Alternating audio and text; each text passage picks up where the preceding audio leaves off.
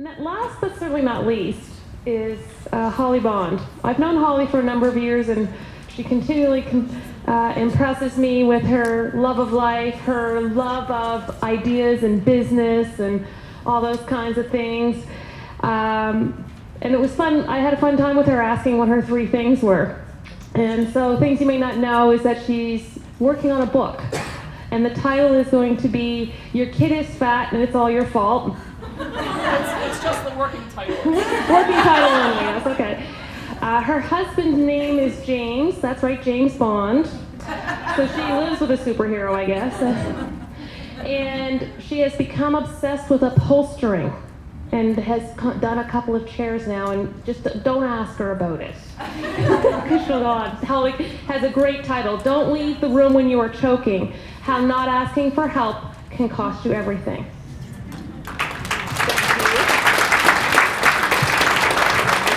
Thank you, everyone. I have a PowerPoint. I have 10 minutes, and I'm not used to this. 10 minutes. Thank you very much. So, a few months ago, actually probably more close to a year, I was at my mother-in-law's house, and she started to choke. I didn't know that she was choking, because she just made a little cough, and then she left the room. But she was in the bathroom for a long time. I thought, what is she doing in there? Oh, she was choking to death, right? So I saved her. But, I started thinking about my ex-mother-in-law. That was more applause. To save your ex-mother-in-law? What? Oh, really? Anyway, but she was choking. And I've thought about it since, and I had a business. I am a leader in my company that I work at now. And I see a lot of people who are choking. So why do people leave a room when they're choking? Why would she ever leave the room? I didn't even know she was. Right? You're embarrassed, you panic, you don't want to look incompetent, you don't want to be at the fall dinner, sitting at a table of 10, listening to Robert speak and barf out a piece of your steak, right? Like, it's embarrassing. You have a sense of pride, you have ego, you don't want to look like a fool. And I realized that was all the reasons why people don't ask for help in their personal life and in their business life. And I only have 10 minutes, but I could tell you a number of stories about the fact that I lived my life not asking for help. And I'm not going to go into and start crying of why I didn't, because that's the hour talk. But I really had a hard time asking for help my entire life. And a lot of people don't like to ask for help because they don't want to be rejected, right? So you ask for help, you get rejected. You ask for help again, you get rejected. You don't ask for help. So I realized that as I coach entrepreneurs, I realized that they're doing the same thing. They're leaving the room, right? They're not asking for help. And it can have dire consequences. And I have one particular story that I want to tell you that I really don't tell many people. So for those of you who don't know, I founded a fitness facility designed exclusively for youth using video games to get them fit. My son was 13. He was really fat. I was a fitness trainer, and it was embarrassing. So I asked him, what would make you want to exercise more? And he said video games. I chuckled. A couple days later, I'm like, well, I wonder if we could do that. So 2005, it opened. 2008, 3 years later, fast and furious, we had sold franchises across Canada and into the United States. And can you grab me some water? I don't know why I'm getting out of thirsty. So 2008, it was purchased by DHX Media, a publicly traded company here in Halifax. 16 shareholders, very, very happy. My husband and I, extremely happy. Success story in Nova Scotia. It was wonderful. So since that time, and during that time, I talked to entrepreneurs, and I have a coaching company, mostly to do with franchising, and I help companies franchise. And when right in front of me, all the time. And when I talk to them, a lot of times, I can actually go through a consulting session with them, and it's not until the end that they actually ask me for help. And I find it very interesting that they're actually having huge issues, but they don't want to tell anybody. And why don't they want to tell anybody? Why don't they want to ask for help? The same reasons why you leave the room when you're choking. You panic, You don't want to look incompetent. You don't want to admit to yourself, right? If you have financial difficulties at your company that you're running, that you're the president of, and you don't want to admit that you don't know what the hell you're doing, right? I didn't want to. I had 16 shareholders. I certainly didn't want to go to them and say, I don't have a clue what I'm doing, right? So it's very hard for some people to ask for help. So I consult with this gentleman, and I'm going to tell you the story, and then I'll tell you the story about when I was at Bulldog and what happened that almost ruined the company. So the most successful times at Bulldog that I had, and still today, are when I asked for help. Because not only do you surround yourself with people that appreciate you and hold you up, and it's more fun, more successful, you make more money. The times that I did not ask for help were the hardest, most difficult times, not only of my life, but also of working at Bulldog, of running that company. And at the very least, it made the hurdles much higher to get over. At the very worst, it almost crippled my company financially and personally bankrupted me. So a gentleman and a lot of women don't like to ask for help. It's because we've been trained to be independent, and we want to be noticed, that we want to be independent, so we don't ask for help. Men don't ask for help either, but when they do, it's almost like I want to run an idea by you, right? Women more or less, call and say, like, I need you to help me, right? And so I see a difference of the way they communicate what they need when they're talking. So one gentleman that I consulted with several years ago, he had a company, it was doing extremely well. He won business awards here. It was expanding rapidly. I was extremely proud of him, and I was proud of the role that I took in this business. So I hadn't seen him for a couple years, but I knew that he was doing really well. So I gave him a call probably 6 months ago. Gave him a call, left a message, hey, just thinking of you. Know you're doing really well. Just wanted to say hi, nothing. About a half an hour later, he called me, and I wasn't prepared for the story that he told me about his past year, where everything had fallen apart. His company, he was closing locations, his employees were leaving him, his shareholders were withdrawing their money. He had a very difficult time at home. He was physically and emotionally bankrupt. He was so exhausted. And I said, well, why didn't you call me and ask me for help, right? And he said, I was so embarrassed. Everybody here thinks I'm doing extremely well, and I don't want anybody to know. I thought I could handle it on my own. I had a sense of pride and ego, and I thought I could handle it on my own, and I wouldn't need anybody to help me.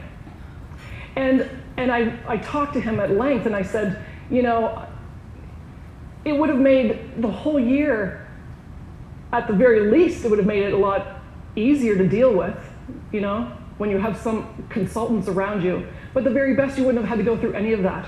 Because no matter what you're going through in life, somebody else has gone through it before. Find that person and get them to help you. There's no need, there's no wheel to be invented anymore. Not in your personal life, not in your business life. It's been done before. So find them and get them to help you. My issue was different. This was me in about 2007. I sold the company in 2008. In about 2007, everything was going so well. Oh my God. I was all over the media. I was in Canada Business Magazine. I was in Franchise Magazine. I was one of the 7 most interesting people in Halifax, or whatever. What does that mean? The 5 most. I was on the cover of the Chronicle Herald with Robert Risley, the only woman in that group, and I was like, I am pretty shit hot, I must say, right? Oh, those 16 shareholders gave me all the money. I know more about this than you do. My husband, you do your job, I'll do my job. I know more about this than you do. I know fat kids, and I can grow this company. I can grow this. And we were making money. We were opening locations left and right, and it was awesome. And what happens when you're doing really well and you're in the media? The sharks start circling. And this one shark came by. People warned me. I'm like, no, this guy is awesome. He had money and contacts. He flew me up to Toronto. He flew down to Halifax. He started building a Bulldog fitness facility on Eglinton Avenue which was a monstrosity. It was going to house the training for franchisees. It was amazing. He knew everybody all over the world. My shareholder said, we don't like him, we don't trust him. My lawyer said, I don't like him, I don't trust him. My husband said, he's an asshole. You're kidding me. Okay. So, but I'm just getting to the good part. So I didn't listen to what they said, and things started spiraling out of control when he called me and said, I need the money for a deposit for the building that I'm building out. And I said, no, I don't have money. Where's Joan? I should have just said no, but I know I don't have the money. And within 30 minutes, lawsuit. And what happened is he had gotten my other franchisees all extricated in this situation, right? So I had a very hard time pulling out of this. I had to call my shareholders who I had done this to and apologize to them so that they could help me out of the situation, which they did, which ultimately ended up that I sold the company within months after that.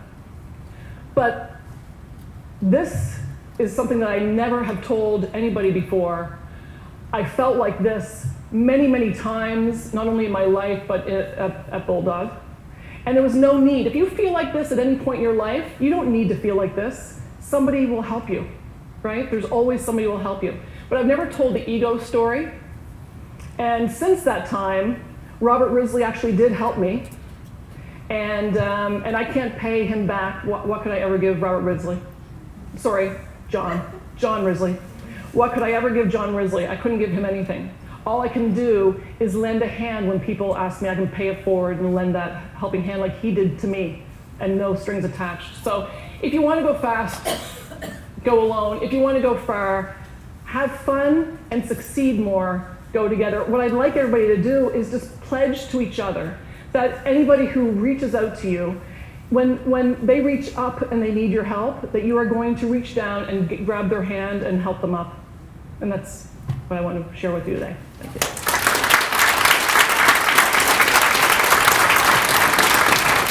Thank you, Holly. See, I'm getting better. I now block the stairs. Do we have any questions for Holly? Chantal. Is this about my personal brand? I'm really not an egomaniac. I just was for a year. But it's related to that. So and I'm going to speak specifically for myself as a woman who feels is on the cusp of that. Of having an ego? Like a... Yes. Oh, yeah. Yeah. Mm. How do you, it's the intervention of when you don't quite know you need help yet, or you don't know how to ask the question. What are the early signs? Like, from what you've learned, are there any indicators that get you there before you go down the rabbit hole? What to do with when you think you're all that in a bag of chips? Yes. That one. Okay. Well, I think there's some signs like your friends don't call you anymore. That was a big indicator.